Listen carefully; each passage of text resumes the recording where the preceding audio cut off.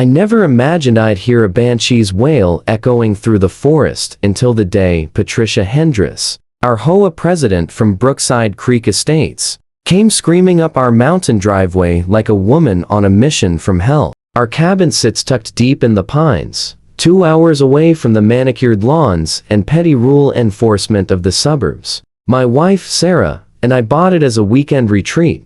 No HOA regulations, no nosy neighbors, just towering pines and the hush of the creek. Or so we thought. The weekend began perfectly. Crisp mountain air, coffee steaming in hand, deer wandering near the water. Then the serenity was shattered with the crunch of gravel and a screech of brakes. A brand new Lexus, HOA decals slapped on the bumper, skidded to a halt just short of our gate. Out stormed Patricia herself, radiant in pastels, wielding a clipboard and a rolled-up sheet of paper like a sword. Her heels sank into the dirt as she stomped toward the gate, lips pursed so tightly they could pop a balloon.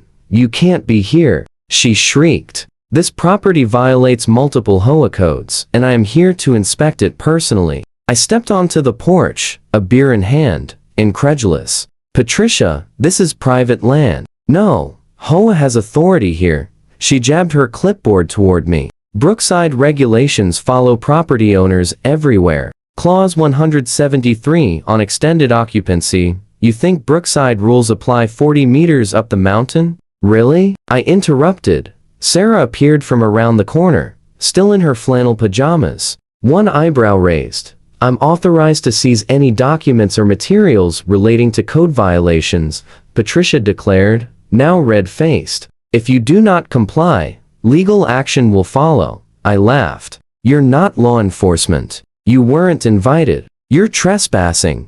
That's when she tried it. Patricia began unlatching the gate. The old rusted latch we'd never bothered replacing suddenly seemed like the final line holding back a storm. But as she lifted the bar slam, Sarah stepped forward, slammed the gate shut, and locked it with the heavy padlock we used for bears. Patricia jumped back, startled. "You touch this gate again," Sarah said, voice calm but firm, "and I'll serve you with something real." We've been waiting for this moment. She disappeared into the cabin and returned moments later, holding a manila envelope. "I suggest you read this carefully, Patricia," Sarah said, sliding the envelope through the gate. Patricia hesitated, frowned, and tore it open. Her face went pale. A federal restraining order for harassment was signed by a judge just last week. She staggered back, blinking. That's when we realized this weekend was about to get very interesting.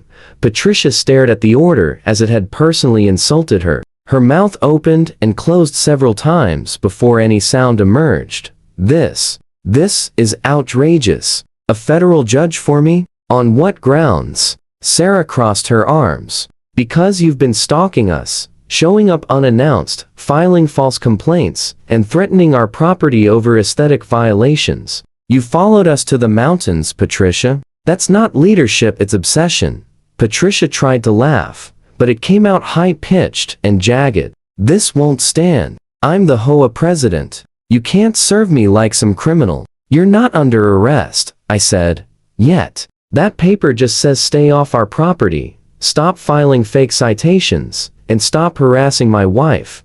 She took a step back, eyes darting toward her Lexus, then whipped out her phone. "I'm calling the sheriff. You're trying to intimidate me on record. You're threatening a public official." Sarah raised an eyebrow. "HOA president isn't a public office, Karen. I'm the elected representative of Brookside Creek," Patricia barked into the phone. "Sheriff's department? Yes, I need immediate assistance. I'm being blocked at a property where criminal activity is happening." I sighed and dialed my phone. "Hey, Deputy Lane," I said once the line connected. "Yeah, she's here, just like you predicted." Patricia froze. You know the sheriff personally?" "We know everyone out here," Sarah said with a smile. "Lane's been waiting to see if you'd violate the order. Looks like you just did." 10 minutes later, a dusty county SUV rolled up beside the gate. Deputy Lane, tall and broad, wearing a cowboy hat and mirrored sunglasses, stepped out. He tipped his hat at us, then turned to Patricia. "Ma'am, mind telling me what you're doing here?" I'm conducting a lawful inspection for Brookside Creek's Homeowners Association. These individuals are violating community standards. Lane's stare was deadpan. Ma'am, this cabin is outside any HOA jurisdiction. You crossed county lines, entered private property, and violated a restraining order. That's not lawful, it's reckless. Her bravado faltered. I'm not here to arrest you, yet, but if you don't turn around, get in that Lexus, and leave now, I'll have to call the county judge. And I promise, he won't be as polite as I am. Patricia's eyes darted nervously. You haven't heard the last of this, she hissed, storming back to her car. Sarah leaned against the gate, unbothered. Oh, we're counting on it. As the Lexus kicked up gravel and disappeared down the winding road, Lane chuckled. You folks sure know how to make weekends entertaining. I sighed. Just wait. She's not done. We should have known Patricia wouldn't go quietly. The next morning, just after sunrise, a line of 3 SUVs rolled up outside our cabin gate like a suburban SWAT convoy. Each one bore the familiar Brookside Creek HOA magnets like badges of honor. Sarah sipped her coffee slowly, completely unfazed. And there she is, I muttered. Told you she'd bring backup. The passenger door of the lead SUV opened. Out stepped Patricia, hair flawless, clipboard in hand, flanked by 2 middle-aged men in polos and slacks. One carried a camera, the other a thick folder stuffed with papers. HOA bylaws, most likely. All of them looked absurdly out of place in the middle of the forest. I stepped onto the porch. Lost again, or are we filming a nature documentary about invasive species? Patricia marched forward until she reached the locked gate. We are here to execute a formal HOA investigation. This land has been illegally altered with unapproved constructions, and your presence violates remote residency limits under Brookside codes. I nearly choked on my laughter. Remote residency limits? You just made that up last night, didn't you? Sarah came out beside me, boots on, flannel shirt tucked in, a smirk on her face. Also, Patricia, none of you have jurisdiction here, right? The man with the folder cleared his throat. Actually, under Clause 22C, if a homeowner builds a second residence without approval, this isn't Brookside, sir, Sarah interrupted. This is Elk Hollow County. Different zoning, no HOA, no overlapping codes. Patricia ignored her. We filed a special petition with Brookside's legal committee to expand influence over outlying properties that could negatively affect community image. Let me guess, I said. You wrote that petition. Signed it too. Patricia didn't answer. Instead, the man with the camera began snapping photos through the gate, our porch, our cabin, even the firewood pile.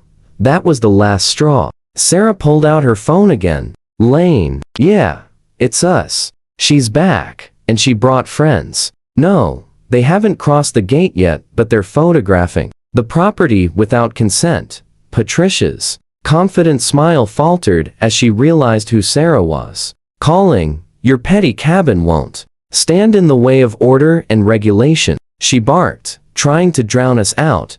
Then came the unmistakable sound of engines. This time, it wasn't just Lane. 2 more county cruisers rolled up behind the HOA convoy. Lane stepped out first, slowly removing his sunglasses. Well, I'll be, he said. You brought the whole PTA with you. What did I tell you about this, ma'am? Patricia stiffened. I'm well within my rights. No, ma'am, Lane cut her off. You're in contempt of a restraining order again. And now you're trespassing with witnesses while trying to enforce fake jurisdiction on private land.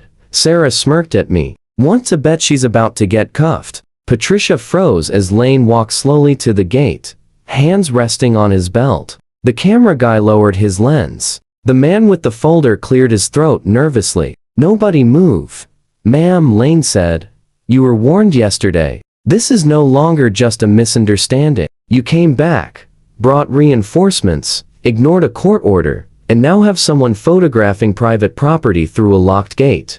Patricia's voice trembled. But I have documentation. A community petition signed by who? You and your brunch group. Lane stepped aside as a second deputy moved forward, clipboard in hand. Here's the official notice. You're now in violation of a restraining order, and the county is filing a trespassing charge. We have footage from yesterday, and now today as well. Sarah whistled low. That's 2 strikes, Karen. One more, and you'll be scraping gum off sidewalks downtown for community service. You can't arrest me for this. Patricia snapped, backing away. Not today, Lane said, but you are being formally cited, and you will need to appear in Elk Hollow County Court. If you return here while the restraining order is active, we will bring you in. You haven't heard the last of me, she hissed, snatching the papers and stomping toward her SUV.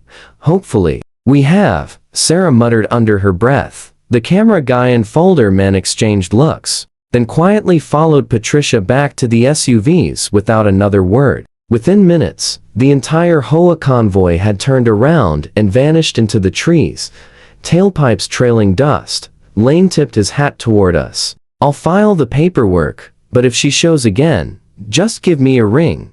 Appreciate it, Lane. Want to stay for coffee? I asked. Tempting, he said with a grin. But I'd better not. Don't want to get pulled into another HOA tribunal. We waved him off. For the first time all weekend, the mountain was quiet again. Sarah exhaled, leaning on the porch rail. You think she'll actually go to court? She'll try to talk her way out of it, I said. But that envelope she ripped open yesterday? Surveillance footage and 5 neighbor statements. She's toast. Sarah smiled.